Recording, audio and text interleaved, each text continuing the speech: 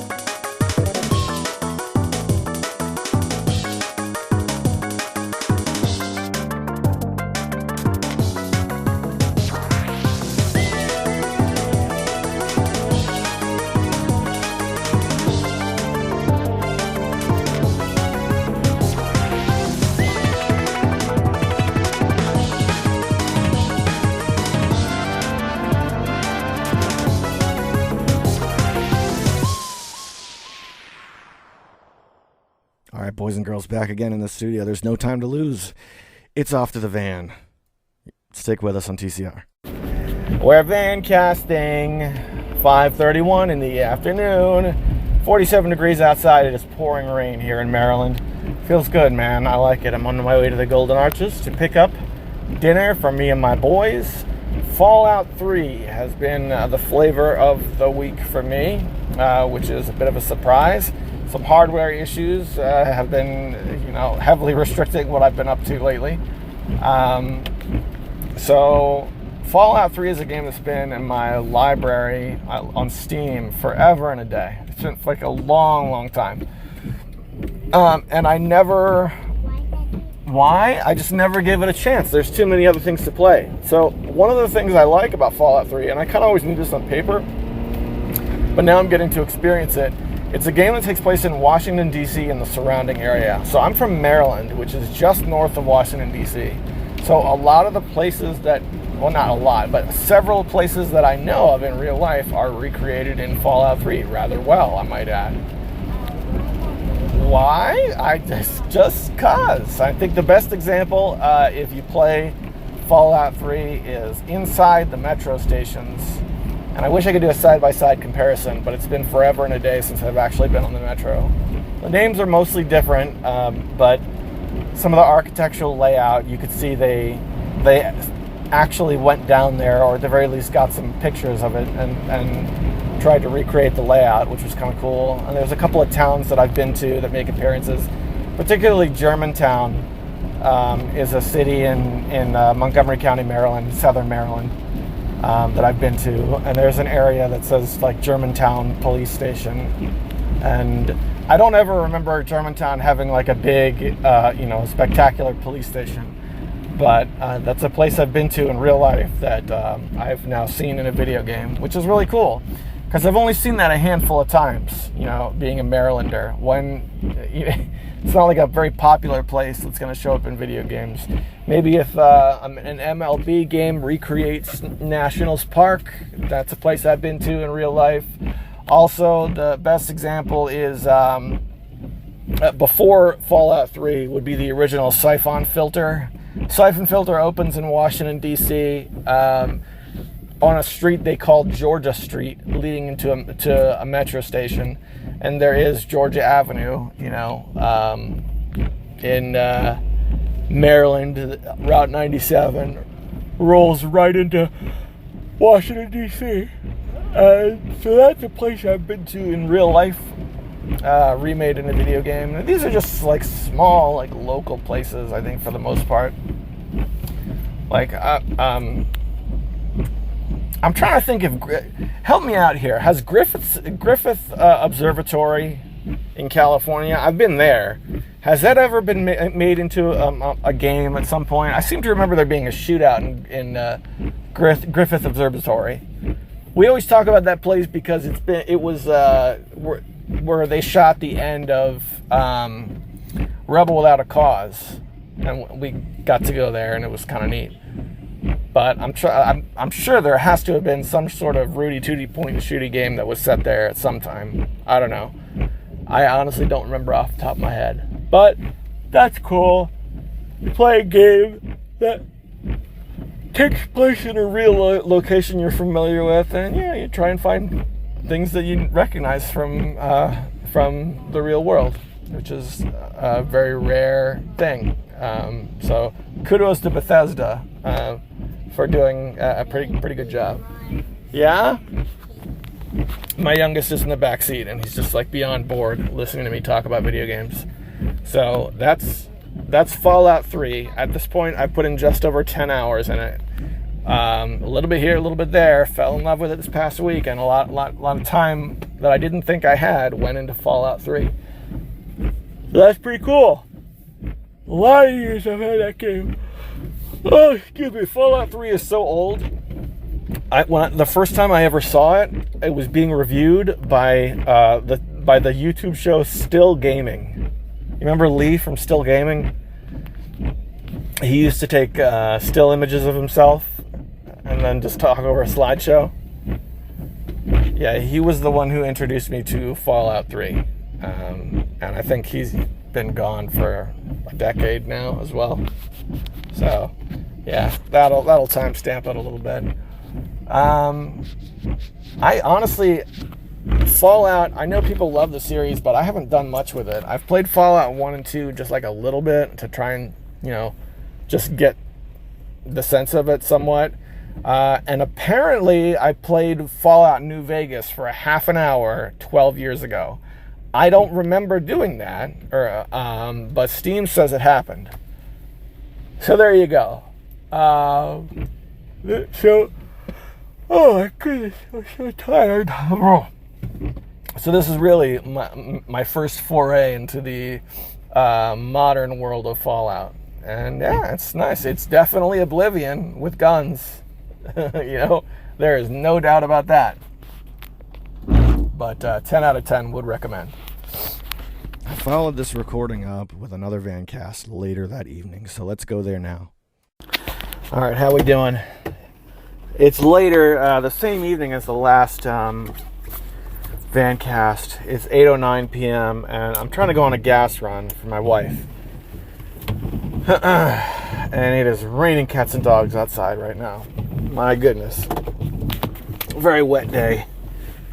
Hang on while I get turned around here.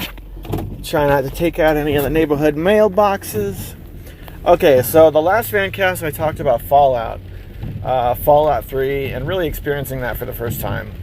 So let's talk about handhelds for a little bit, because the Panzer wasn't the only machine I had to give up the ghost in recent days.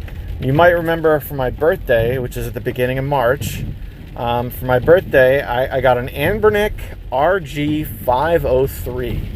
Okay, so if you're not familiar with the ridiculous serial numbers of the Anbernic devices, the 503 it's as far as I know, it's the highest end of the low-end Anbernics. And what I mean is, it still runs on OpenDingix as opposed to Android. It does not run on Android. But it's got this great big, like 4-inch OLED screen that's bright and beautiful, and the whole machine is huge, and it's great. It was a really good machine. It had Wi-Fi capability built into it, which I was thrilled about because I really wanted that in the last Anbernic that I bought, and it didn't have it, and I was bummed out. So it was really cool, man. You could play, like, it had retro achievements integrated, so you could actually play with retro achievements casually from your handheld, as opposed to having to be, on RetroArch on your computer. So that was pretty cool. And I had just started playing through Dragon Warrior 7. I'm always at a loss as to whether I should refer to it as Dragon Warrior or Dragon Quest. For whatever reason, the American PS1 release went with the Dragon Warrior title. So Dragon Warrior 7. I put in like 4 hours into Dragon Warrior 7 on my last machine. Pretty bummed to find out that I couldn't port the save over. But it's like a 180-hour game, and I was 4 hours in, so I figured we'll just start over. Whatever. Didn't get very far before the shoulder button, the upper right shoulder button, was like crushed and stuck into the machine, that's awful. I was really bummed because apart from that, it was checking all the boxes. Now, if you look that machine up and you read reviews about it, people complain about the buttons, and I have to agree that the buttons, especially compared to other Anbernic devices, the layout was a little weird. Whenever I was playing a game that required me to press 2 buttons at once, for example, like Super Mario World, my kids were playing through Super Mario World on this thing, and having to run and jump. You hold down B so that you run, and then you hit A with the other part of your thumb. That's the way those Mario games work. That felt a little weird. But because I wanted it for, old JRPGs, for me it wasn't a problem. I really liked this machine. The only problem the deal breaker was that I had this defective unit. Thank goodness it was still within the return window when it gave out. So I returned it, and the official Anbernic store, while all this was going on, they had a big sale going on. So I traded up. I didn't get the replacement that I ordered was not the same model. I can't remember the model number off the top of my head, but it's another 500 series, only this one's Android based. So I'm looking forward to it. So that one actually came from their official site, so I probably won't see that for a couple of weeks. But yeah, this last one breaking down on me, and then the one before that, you might remember the earphone jack broke. If this next one that I order, if this breaks or is defective somehow, that's the end of me in these emulation handhelds. Because I've been on a pretty rough streak with these things. It is what it is. So I'm here at the gas station. Let me put this on pause and take care of business. All right. All gassed up, and we're headed home. So, I was talking about handhelds. Now, the replacement handheld was not the only one that I ordered, actually. Not too long ago, I picked up an RG503, which, again, I'll give you a practical description if you're not familiar with their serial number nonsense. The RG503 it's a vertical machine, one of the ones that looks more like an original Game Boy, rather than screen in the middle, controllers on either hand side, like you see nowadays. But it's a budget machine, okay? So they usually range for like about $50. And I can't remember exactly what I paid for my RG503, but it's something like that. Well, there was a company that was dumping them. So they were selling them for $20 with $5 shipping. $25. Something tells me that one might not actually show up at my house. But I decided to roll the dice, even though I already had one. Which is the dumbest move. I don't know why I did that. But in retrospect, I was thinking, I was pretty happy with the stock OS on the RG503 because it was a budget machine, and I use it to play Game Boy titles specifically. I did not feel the need to trick it out. However, there is a custom OS you can get, and I was debating it, before this happened, but now that I'm going to have a second machine,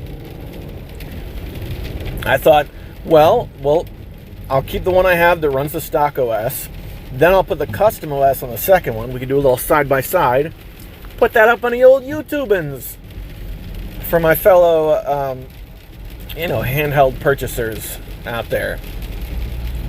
So yeah, this should be a fun little project. I've been using it to play through The Legend of Zelda: Link's Awakening, which is still my all-time favorite Zelda game of all Zelda games. Is the original Game Boy version, not the Game Boy Color remix, not Zelda: Link's Awakening DX, not those. The original gray cart that was in black and white, that did not have the Game Boy printer add-on stuff. That version. That's the version I remember my older brother had when we were kids. And I would look over his shoulder as best I could at his brick Game Boy, hoping I would catch a glimpse of something that was recognizable, on those old blurry brick Game Boy screens. It was the game that I fell in love with back in the day, and playing on the RG503, it's been good. It's a little bit more of a, I don't want to say disposable system, but things can happen to that one, and I won't be upset in the same way I was with my 503, my nice machine. And because of that, this thing is going to be rock solid, and it will never get damaged ever. So take that for what you will. Hang on. All right. That said, I'm back home now, so I'm going to send you guys back to the studio. Back again in the studio. We're at about 20 minutes. This is the part of the show where I like to thank the sponsors, my super patient sponsors. It's a Patreon-sponsored program. That's why I can say whatever I want, because I don't have to bow to any company or what have you. So as an old tradition here on TCR, I like to read their names off in a hall of distinguished gentlemen. And they are EmeraldRangers.com, who made the deal to put us back on the map. Also, my good buddy Hemrock, Tecmo Balls, and Darabka. Thank you, gentlemen, so much, and I hope you're enjoying the party. All right, so let's return to the video game competition over in Battle of the Bits. This is the 14th track. It's called Skyscraper Playground, and it's from Frag. You're listening to TCR.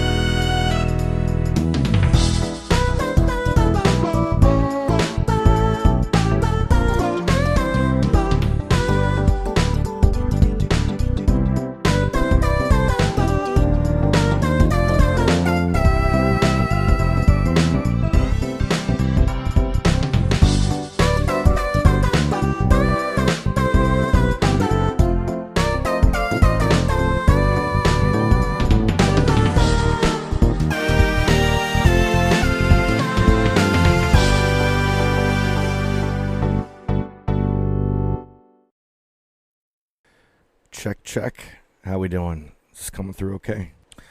All right. It is now... So is it Wednesday already? Jeez Louise. Doing the best I can. While I was putting this episode together, something pretty cool happened over on Steam. They released a bunch of the old Dungeons & Dragons games that they had not yet released. Mostly games I'd never heard of, but we're talking about like late 80s, early 90s type software, particularly the Silver Box series. Let me bring this up so I can go over exactly what's in it. Oh, Fantasy Empires. That was one that they released that looks really good. Give me a second. Dungeons & Dragons franchise sale. So all the ones that were up already took a big discount. Okay, Silverbox Classics, which is retailing for $10, and it's currently $8.50 because it just came out. Contains Shadow Sorcerer, Heroes of the Lance, Dragons of Flame, and War of the Lance. Heroes of the Lance, I remember, is the only game from this box set that I recognize, because that had this weird, god-awful port on the NES, if I have my history correct. And that looks like a side-scroller, but we're talking this has got to be late 80s computing. I mean, this looks very old. But War of the Lance looks really good because we have the late 80s, icon-based primitive graphics, but they do it to create a turn-based war game, which is particularly with old Dungeons and Dragons, a format that it thrives in. So this is on my get list because I want to play War of the Lance. It looks really good. And it got me to reinstall a bunch of my old classic Dungeons and Dragons games that I bought when they put the Gold Box series out. Of those, Dungeon Hack is, of course, my favorite. But also, I would say Forgotten Realms Archives Collection 1 is one that's really good that I haven't put nearly enough time into. Wait, no. Collection 1 had Eye of the Beholder. So Collection 1 was okay. What was the one that had Unlimited Adventures? Forgotten Realms Collection 2? Yeah, it was. Collection 2 had Hills Far, Pools of Darkness, Unlimited Adventure, Pools of Radiance, Curse of the Azure Bonds. Those were games that I've heard of, but I hadn't really played on my own. And they are they hit the sweet spot for me. Old computing, turn-based wargaming set in classic Dungeons and Dragons. They're great games. Great games. It looks like I've only put 2 hours into that box set, and it's one that deserves much, much more. I actually looked up getting a CD-ROM at one point of these, because I have the Ultimate RPG Archive CD-ROM, which has some of that stuff. I don't know if it counts, but it has Ultima Underworld and the Bard's Tale and those types of games. Not technically Dungeons and Dragons games, but that type of computing, that type of role-playing game. And there's also a Forgotten Realms CD-ROM collection that has, Hills Far, Pools of Darkness, all that stuff on it. And that I don't have, but I'd actually considered picking up on eBay. Just to have it from my old computers. Let me dig this up and see what it costs. Hang on a second. Oh, wow. Way less than I thought it would be. I can see it looks like the CD-ROM version of these old Forgotten Realms games is split up into a couple of volumes. Now, you can get the complete one, 12 titles in a 4-disc set for $20. With shipping, ends up being $24. Not nearly as much as I thought it would be. And then we have a Volume 1 that's half that. And what does Volume 1 have? Let's pop this open. Does it say... Oh, okay. So for Volume 1, it's just Eye of the Beholder 1, 2, and 3. No, that's not enough. You'd have to get the complete set. What's in the complete set? Pool of Radiance, Azure Bonds, Silver Blades, Pool of Darkness, Hills Far, Dungeon Hack. Dungeon Hack is the best, man. That game is so good. Menzo Baranzan, Treasures of the Savage Frontier, Gateway to the Savage Frontier. Yeah, that's a good set for $20. If I ever played my CD-ROM games, I'd pick that up in a heartbeat. I like the idea of having that collection locally. If anything happens to Steam or GOG, because a lot of these games I have on GOG, they're all set up and ready to go. Oh, yeah. I don't know what it was about old PC RPGs when the graphics were really bad and you really had to use your imagination. If you were able to cross that threshold into actually doing that and using your imagination, then they did something that I think no other video game did. And I'm referring to a pretty broad section of video game, not just these old gold box Dungeons and Dragons games, but any sort of role-playing game for the PC or early consoles. I don't know, if you were able to play Adventure on the Atari but really get into it, that sort of thing. I can't think of another... Oh, you know what? Even like Fatal Labyrinth on the Sega Genesis is a great example because it's very graphics light, but good stuff. That is a great game. All right, but all that said, this is just me, rambling about old games that I saw released on Steam that I got excited about. The reality is, in terms of gameplay, I'm sticking with the Fallout franchise for now. Fallout 3 is an amazing, amazing game. I can't wait. I can't believe I waited all these years to try it. And I liked it so much, I even went back and played the original Fallout for another hour.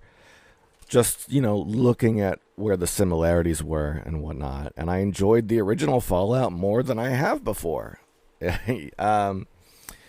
One thing I'll say is that old Fallout game, somewhere along the line of the Steam version, they made like an enhanced version. Not an HD version that you have to go out and buy separately, but if you reinstall Fallout now, Fallout 1, and you launch it, it's like, do you want to play the original Fallout or do you want to play Fallout for newer machines? That kind of thing. And I gotta say, they did a really good job. One of the things that stopped me from enjoying the original Fallout was I didn't realize that you had to turn like the combat speed all the way up in that game. So movement was like unbearably slow. But once I realized you could fix that and it didn't like have to be that way, oh yeah, there's fun to be had there. It's a weird game, don't get me wrong, but there is fun to be had in the OG Fallout for sure. All right, boys and girls, we're past the 30-minute mark. This is around the time when I like to do the fail bag, and we have that beautiful fail bag introduction sound that Mecha Menace put together with the popping noise, and I lost it when the computer died, so I have to go back into my emails and dig that up again. Mecha Menace, sincere apologies for that one, brother. Thank you for making the soundbite. I'll get it back on the air eventually at some point. But that said, let's dig right in and take a look at the stuff that we have in the fail bag. Now, it's been 3 weeks since we've had a new TCR, so I know there's a little bit over on the Discord. I remember Hemrock in particular posted something there. Tiger Claw Radio, latest episode, fail bag. There we go. Let's see. I think I can't remember if the stuff from Dorabka was from the last episode or not, but we're gonna read it. Tiger Fest sounds awesome. Yeah, we did read this. I'll join you guys if I can. Also, Death Adder, go for it. Death Fest sounds land session of a heavily modded Jedi Academy with the most ridiculous mods. It's funny. What I remember the most about Jedi Academy, Sean, and I know I only half read your comment, but do you remember Blake? Conundrum. We used to play Killing Floor with. Well, before we played Killing Floor, for those of you who weren't there, he was an Air Force guy who put together a Killing Floor team. And we used to play Killing Floor, and he would bring his military training to the group, which was so much fun. But before that, he used to come over to my house with a laptop, and we would get an Ethernet cable. And these were old laptops. And we would Ethernet cable our two laptops together, and we would play Jedi Academy. And it worked that way, multiplayer. And it was good times. All right, so Hemrock posted some stuff. Now, these sales, I think, are gone by now. But he says, as some of you likely know already, the Steam and GOG spring sales are on display. That's right, Steam. They have good stuff from both. Here are a few recommendations. And we got, hang on 1 second. We got a set of Neo Geo Pocket Color games, $2 per game. It was Volume 1, $20. It says, I think it's a great deal. Best part about that is the ROMs are not encrypted. You can simply find them in the game's files pretty easily. And if you are a PowKitty V90 owner, you can play these games on your V90. You'll probably need the updated NG PC emulator. I can post that for all one of you that may want it. Let me know. Number 2 is Defender plus Joust plus Jetpack equals Galacticon for $3. I actually did not get that, and I regret it because it does look fun. But when I saw it, when I was reading this for the first time, I was on my phone and I didn't pull the trigger. Thinking I did that mistake where it was like, oh yeah, I'll get this later. I'll get this when I get back to my computer, and it just didn't happen. And the third one is Stacklands for $350. It's a survival strategy card game. Sounds like a winning combination to me. I've seen Stacklands around. I know that it's marked as overwhelmingly positive also, and I love my card games. So that's another one that's right up my alley, but I didn't pull the trigger. Big props to Hemrock for posting this to no fanfare. There was no response, and that's my fault. I should say something, to confirm that I got it. But he posted this on the 20th, so 9 days ago. Thank you very much for the sale breakdown, and I hope those of you who enjoy games on the PC, when the Steam sales and the GOG sales came and went, I hope you got a couple of good things for yourselves out there. All right. That said, let's shift gears, and we're going to head over to the Emerald Rangers website. Now, it's been a while since I've done this. Emerald. Am I spelling it wrong? Rangers. .com. The site can't be reached because Emerald Ranger is not. Oh my gosh. Oh my goodness, my spelling. Miss my bookmarks, man. Yeah, there we go. EmeraldRangers.com. Okay, so usually I read off like the headlines of the last couple articles leading up to the last time I posted a TCR. But since we've been off the air for a few weeks, I'll just read like the last few. We got Power Rangers Dino Force Brave King 11. Which one is real? That's a summary and review. We've got Green Phoenix with a Reader Rabbit second grade retrospective. That takes me back, man. I remember Reader Rabbit. And Power Rangers Dino Force Brave King 10 Farewell Brave Dino Gold summary/review. Lots of good stuff over on Emerald Rangers. That said, we're going to go to podcasts, and we're going to go to... Oh, that goes right to the network.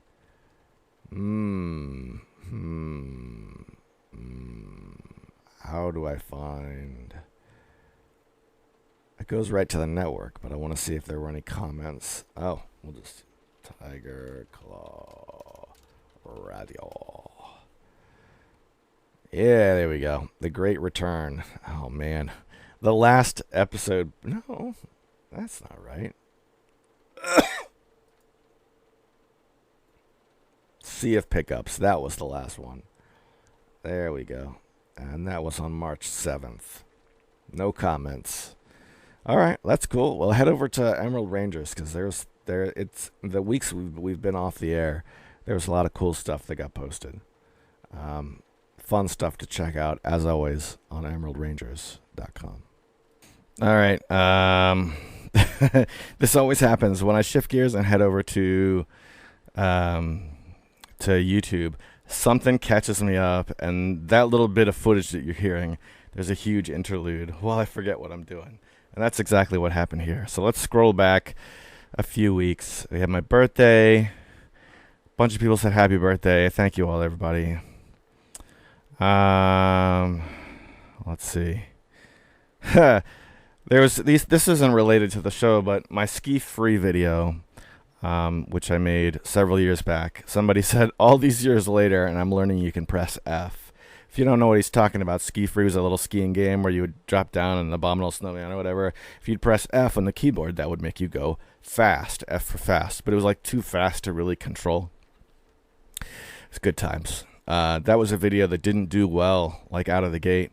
But because everybody remembers Ski Free, it had a slow build, and now it's in my top watched videos. I don't know what the numbers are, but I'm proud of that one.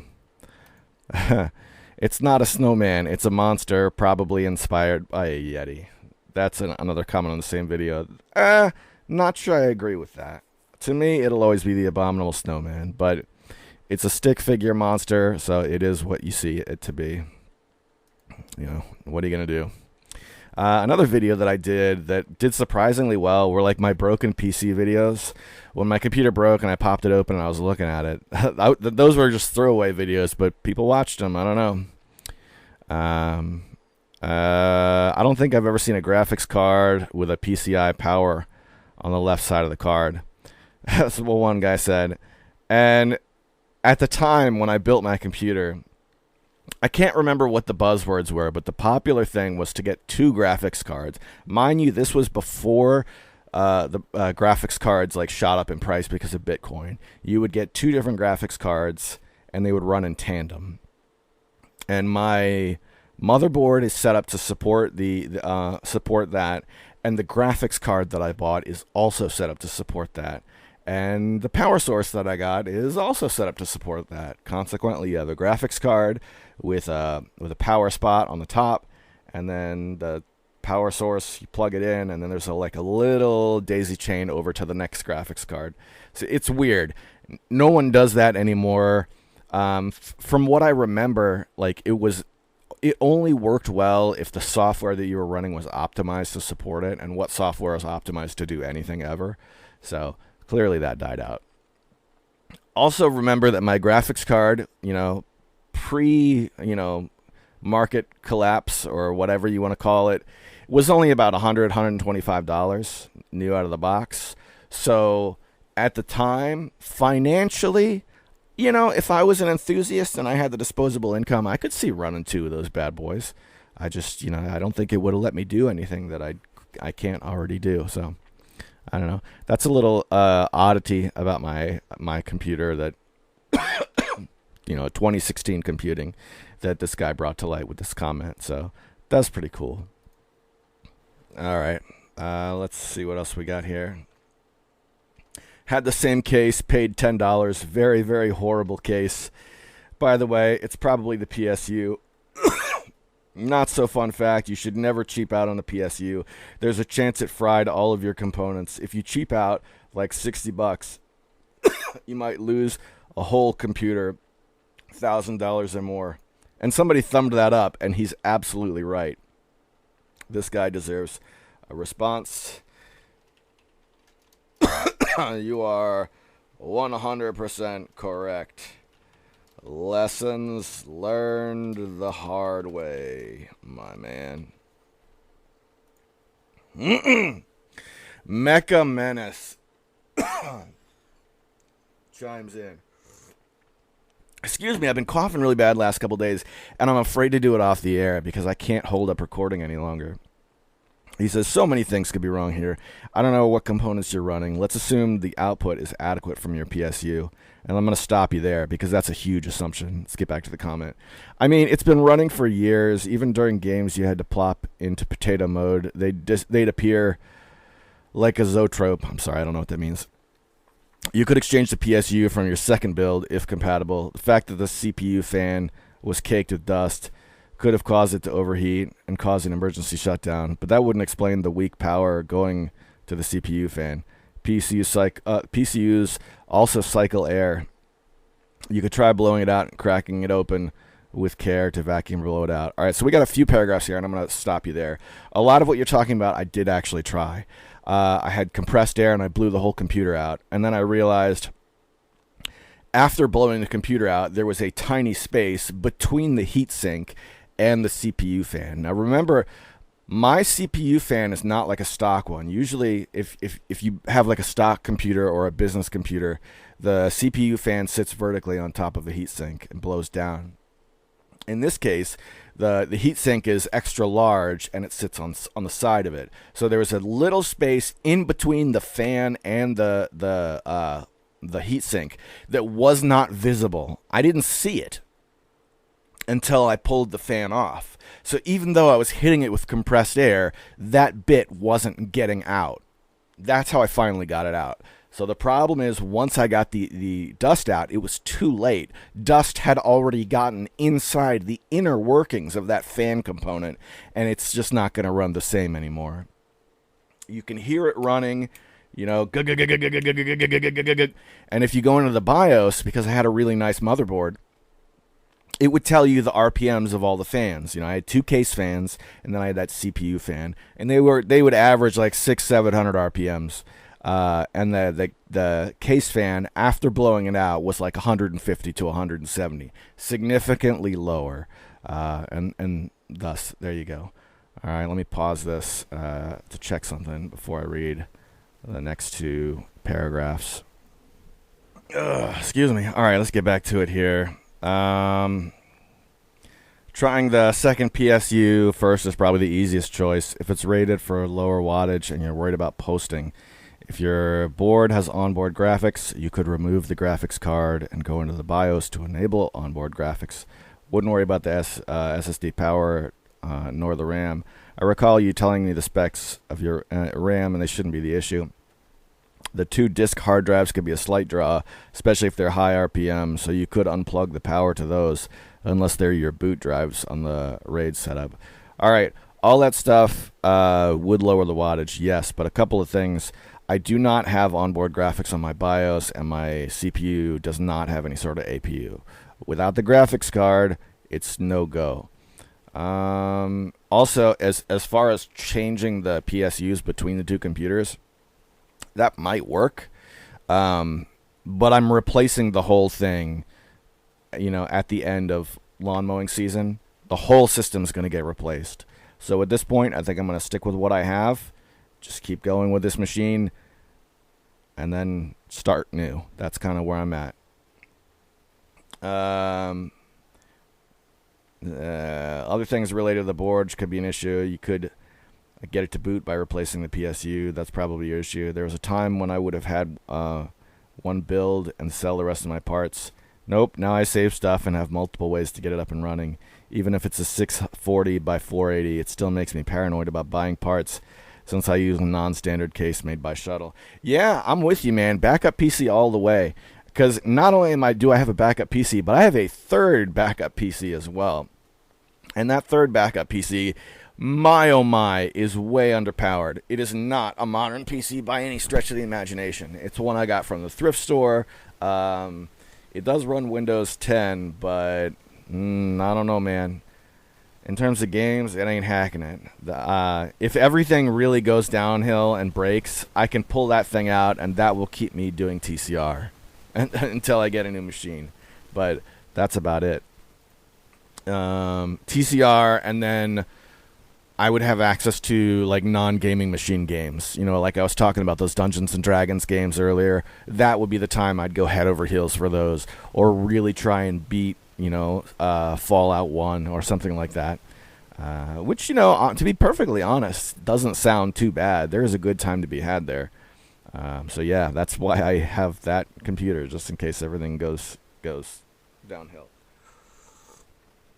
Because as you can see, sometimes it happens. Sometimes the S does hit the fan, as they say. It can always happen. It's a fact of life. No matter what kind of electronics you're talking about, electronics fail. It's one of the reasons I feel nervous when I ride roller coasters.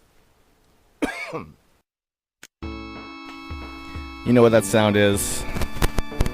You know what, guys? It's been a few weeks. I'm glad to sit down and talk video games with you guys. Thanks for spending some time and just hanging out and just being patient with the show. I appreciate it.